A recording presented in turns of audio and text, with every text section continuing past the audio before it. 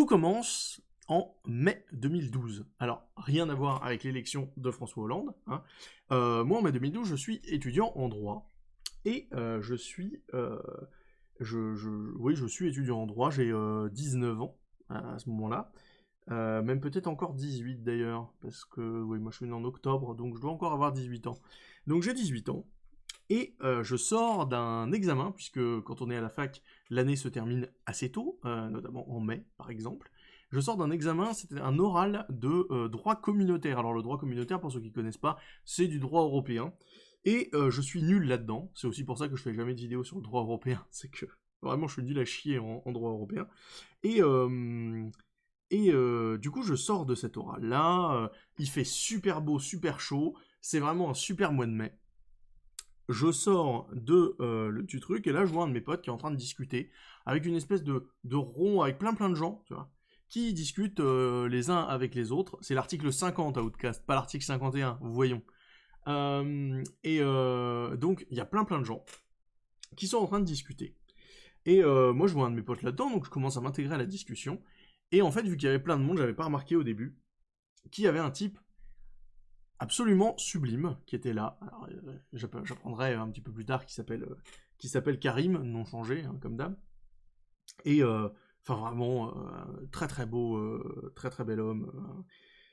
Grand, un truc comme 3 ans de plus que moi, très fin, avec des super cheveux noirs, origine kabyle, donc de magnifiques yeux verts. On y reviendra à la couleur des yeux. Bref, magnifique quoi, un type superbe, en plus bien bronzé parce que il fait beau, et donc c'est bien, et tu vois, il est magnifique quoi. Et donc en fait j'ai un petit peu le coup de foudre. À l'époque je faisais beaucoup par coup de foudre, et depuis j'ai appris un petit peu à me méfier. Mais à l'époque je fonctionnais beaucoup par coup de foudre. Putain de chaise qui grince, bordel. Bref. Donc petit coup de foudre et tout. Et en fait, l'espèce de groupe là, de cercle dans lequel je suis se scinde. Et bah moi, je pars un petit peu avec ce monsieur-là. Je sais absolument pas du tout si y a une quelconque attirance, parce que je sais pas s'il est gay ou s'il est pas gay et tout ça. Et donc ça voilà. Mais en tout cas, on s'installe à un endroit, on commence à parler de trucs, on se rend compte qu'on a pas mal de points communs, qu'on regarde les mêmes trucs sur Internet. Qu'on regarde des mangas, ce qui est très rare avec les gens de qui je parlais là à l'époque. Enfin, on se retrouve avec plein de points communs. Et puis, à un moment, il me demande un moyen de me contacter pendant l'été, parce que voilà, j'ai l'air de l'intéresser. Et moi, assez vite, du coup, je me fais des films de ouf où je me dis, bah, s'il demande à me contacter, c'est qu'il y a un truc. Euh, et, euh, et donc, je lui donne, je crois que je lui donne mon Skype à l'époque, c'est Skype qui marche. Discord n'existe pas encore qu'à l'époque. Donc Skype, application de discussion instantanée, de la même manière que ce qui a été MSN pour les plus vieux d'entre vous, et ce qui est aujourd'hui Discord pour les plus jeunes d'entre vous. Donc on est sur ouais, un vieux bail, on va sur Skype et tout. Pendant 5 jours, nous parlons, et puis on se rend compte qu'on a plein de points communs. Moi, je tombe de plus en plus amoureux de lui, et j'ai l'impression que ça match parce que il a l'air de répondre de manière très positive. Et puis à un moment arrive la question quand même, voilà, au bout de 5 jours, est-ce que t'es intéressé par les hommes ou pas du tout? Et il me répond que pas du tout. Alors déjà douche froide un peu, mais bon, moi je me dis c'est un peu bizarre quand même. C'est lui qui me demande mon numéro, c'est lui qui me demande le Skype. C'est un peu chelou, en fait. C'est un peu chelou. Peut-être qu'il se demande, peut-être qu'il faut que je creuse là-dedans. Ce qui est une manière de fonctionner que je ne fais plus, parce que, en fait, supposer qu'il y a quelque chose derrière ce que disent les gens, en fait, en général, c'est faire s'attendre à des trucs pas terribles. Donc, premier conseil, voilà, si quelqu'un vous dit bah non, je suis pas intéressé par toi, bah juste, voilà, il est pas intéressé, tant pis. J'aurais dû laisser tomber à ce moment-là. Mais bon, j'ai pas laissé tomber. Donc, on s'est vu ensuite beaucoup, mais vraiment beaucoup.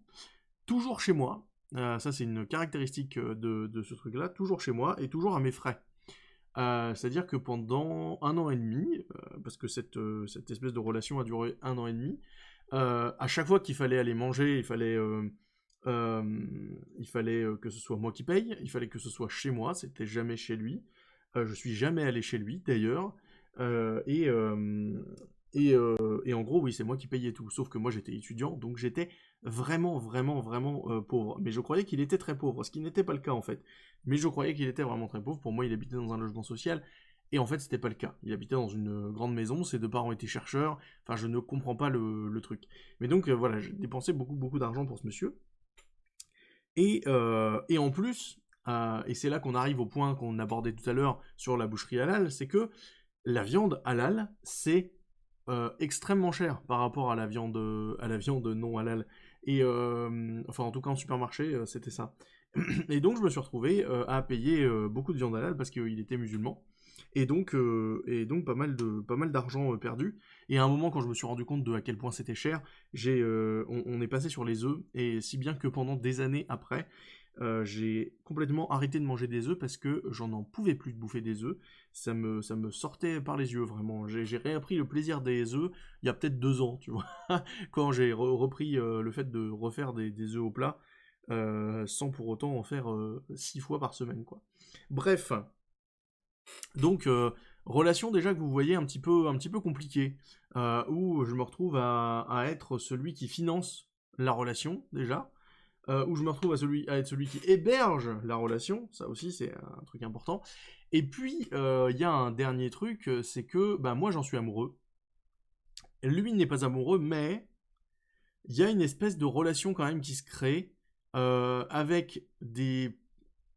Alors je vais pas rentrer dans les détails, mais des trucs un peu charnels, et des trucs un peu sexuels, pas forcément connectés les uns aux autres, mais voilà, enfin il y avait des trucs. Du coup, c'était chelou. C'était vraiment chelou comme relation, ce qui fait que moi j'avais l'impression que ça allait pouvoir évoluer sur quelque chose d'amoureux, quoi, parce que moi j'étais clairement amoureux, et puis je lui avais dit en plus. Et lui, c'était pas le cas. Donc déjà, il avait un espèce d'ascendant sur moi qui était quand même assez fort. Et ça, c'est pareil, quand vous sentez qu'il y a une histoire d'ascendant, essayez au maximum de vérifier vraiment si la relation est saine ou pas. Bref. Donc cette relation, elle commence plutôt bien, même s'il y a déjà des choses qui vont pas, notamment le fait que ce soit moi qui paye tout et tout ça. Bon. La relation avance, et en fait, au fil du temps, ça devient compliqué, parce que moi, je suis amoureux, lui commence à fréquenter une de mes amies, du coup, je deviens un peu jaloux. Alors, j'ai arrêté la jalousie aussi, hein, depuis, hein. Maintenant, j'essaye d'être toujours au maximum dans des relations libres parce que sinon c'est une catastrophe. La jalousie, je déteste ça. Je déteste qu'on me la fasse subir parce que je l'ai déjà fait subir à des gens et je trouve pas ça terrible. Et pareil, je faisais beaucoup de chantage affectif et c'est un truc pareil, j'ai complètement arrêté parce que je me suis rendu compte un jour il y a une de mes amies qui m'a dit mais en fait ça c'est du chantage affectif. Et une fois qu'on a mis un mot dessus, en fait ça marche beaucoup mieux, c'est-à-dire que tu te rends compte de ah ouais, en fait c'est pas ouf comme truc. Déjà il y a chantage dedans donc c'est pas fou. Donc, bref, je me retrouve à faire du chantage affectif, lui aussi. Et ça se détériore, mais vraiment, quoi. C'est-à-dire que on commence à être... à se voir, et à se voir une fois sur deux pour s'engueuler, mais toujours chez moi, et toujours après qu'on ait mangé, et toujours avant la vaisselle, donc je me retrouve aussi à faire la vaisselle pour l'espèce de couple bizarre qu'on formait à l'époque. Bref, c'était pas terrible. Il y a une première anecdote qui n'est pas celle du caramel, qu'il faut que je vous raconte. Tout à l'heure, je vous ai dit que Karim avait des magnifiques yeux verts. Eh bien, une fois, alors qu'on était en train de justement avoir une relation qui commençait à devenir très très électrique, à s'engueuler tout le temps, eh bien, je lui ai dit qu'il avait les yeux verts. Et il m'a dit non, j'ai les yeux bleus, mais de manière assez, voilà, assez ferme. Et moi j'ai dit bah non, je suis désolé, moi ce que je vois là c'est des yeux verts. Et là, il commence à s'énerver. Non, mais j'ai les yeux bleus, tu dis n'importe quoi, tu veux juste me blesser, machin. Alors, moi, je suis un petit peu, voilà. Et il se casse. Et finalement, il s'excusera 2 jours plus tard. Ce qui n'arrivera plus jamais ensuite, les excuses, hein. Donc voilà. Mais voilà, donc quelqu'un d'un petit peu nerveux parfois, qui, ouais, avait tendance à partir un petit peu en vrille, comme ça. Il y avait aussi des choses qui posaient problème dans la relation, c'est que lui, il avait une espèce d'ascendant, et oui, ça va parler caramel juste après, ne vous inquiétez pas, je suis en train d'introduire le truc. Il y avait une espèce d'ascendant de sa part au niveau amoureux, mais par contre, il y avait un ascendant aussi de ma part, parce que lui a été étudiant en droit, puis ensuite a été étudiant en art, et il se trouve que là-dessus, il était, en fait, il s'est retrouvé avec des notes où à chaque fois il était recalé, alors que moi j'étais pris. Donc il y avait une espèce de jalousie à ce niveau-là, surtout que moi autant mes parents ils s'en foutaient un petit peu de ma réussite scolaire. Enfin si, ma mère me félicitait, mais en fait c'était un truc qui était assez anodin si j'avais fait un CAP ou si j'avais fait comme mon père à travailler juste après le brevet, ça n'aurait pas posé de problème. Là, pour le coup, lui, ses parents étaient tous les deux chercheurs, donc ça posait un petit peu plus de problème. Donc il y avait une histoire d'ascendant aussi là-dessus. Une espèce moi, quand je réussissais mes examens, fallait pas que je le dise parce que lui, il fallait surtout pas parler du fait qu'il est potentiellement raté. Ce que je comprends, hein, ça peut être assez violent et tout. On en arrive au caramel. La relation est déjà bien tendue. À cause de plein de choses. Ça fait à peu près 1 an et demi que ça dure. Donc on s'est rencontrés 1 an et demi auparavant. Tout s'est bien passé le premier été. Et ensuite, donc ça s'est dégradé. Il y a eu cette histoire du vert. Il y a eu ces histoires d'examen. Et là, on en arrive à un jour où Karim veut faire du caramel.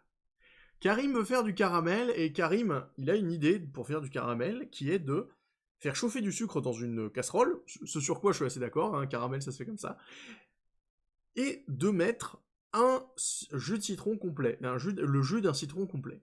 Donc, on va au magasin, je lui demande s'il est sûr, parce que ça paraît bizarre comme truc, et donc il me dit oui, on achète donc un citron, on prend du sucre, on rentre chez moi, on prend une grande casserole, on la fait chauffer, ce sont des plaques électriques parce qu'à l'époque je suis étudiant dans un petit 20 mètres carrés, un appart étudiant qui était un peu mal foutu d'ailleurs, j'en parlerai un jour.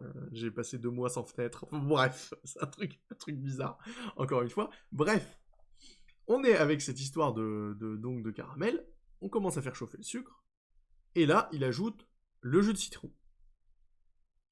Au bout d'une quinzaine de minutes, je me rends bien compte que le caramel ne veut pas prendre. Ça me paraît un petit peu logique, pour moi il y a beaucoup trop de liquide par rapport à la quantité de sucre. De son côté, Karim il commence un petit peu à s'énerver. Parce qu'il voit que ça marche pas trop. Et il voit que je remets un petit peu en cause ce qu'il disait avant, sur le fait qu'il fallait mettre du jus de citron et du sucre, et surtout le jus d'un citron complet, ce qui me paraissait énorme. Donc je lui dis, bah écoute, on va rajouter un petit peu de sucre, puis ça devrait aller mieux. On rajoute du sucre. Trop de sucre. Donc là, on se retrouve avec du sucre, une partie qui est mouillée et une partie qui est sèche parce qu'il y a trop de sucre. Voilà. Donc Karim a ajouté du sucre parce qu'il tient à le faire lui-même. Et là, il y a trop de sucre. Clairement, il y a trop de sucre. Le truc commence à un petit peu péter dans tous les coins. Enfin, tu sais, ça fait des petits grésillements. Moi, je me demandais si la casserole, elle allait pas... Enfin, si le sucre allait pas exploser de la casserole, tu sais, en mode popcorn, tu vois, avec le sucre. Donc, je me retrouve avec ce truc-là, où j'ai une casserole, où, à mon avis, il y a une partie qui est en train de cramer en dessous, ou un truc comme ça, et il y a clairement trop de sucre. Du coup, je dis à Karim, bah, il faut remettre autre chose. Et là, il remet de l'eau. Trop d'eau. Donc là, pour vous donner un petit peu un ordre d'idée, je suis à peu près à un tiers de ma casserole, qui est remplie d'eau pour partie, de sucre pour une autre, trop d'eau pour le sucre, donc le caramel n'arrive pas à prendre, comme d'habitude. Karim commence à clairement s'énerver, parce que ça marche pas en fait, son histoire de caramel, ça marche pas du tout. Il rajoute du sucre. Vu qu'il y va violemment, il en rajoute trop, donc il doit rajouter de l'eau. Vu qu'il y va trop violemment, il en rajoute de trop, du coup il rajoute du sucre. Ce qui fait que je me retrouve avec les 2 tiers de ma casserole, je rappelle, hein, c'est mon sucre, mon citron, voilà, bon bref. Je me retrouve avec 2 tiers de ma casserole remplie de sucre et d'eau. Et à un moment, en fait, quand on arrive au point où c'est 2 tiers de ta casserole, l'avantage, c'est que les différences de quantité, finalement, on s'en fout un petit peu. Et là, le caramel commence à prendre. Sauf qu'il y avait, en fait, pas assez d'eau. Donc, le caramel commence à prendre, alors ça fait une espèce de couleur brune étrange, Et puis à un moment, on se rend compte qu'il y a une petite résistance qui est peut-être un petit peu trop forte pour du caramel. Si bien que, à un moment, Karim fait un tour avec ma cuillère en bois, et il ne lui reste en main que la poignée de la cuillère en bois. Et la cuillère en bois était décédée dans le caramel. Donc je me retrouve avec je vous répète, allez, 2/3 de ma casserole, prise par un liquide extrêmement épais, mais extrêmement épais, marronasse noir, qu'il faut laisser au chaud parce que si on le refroidit, ma casserole, elle est foutue. Donc je trouve avec ce truc-là, c'est une catastrophe totale, cette histoire de caramel.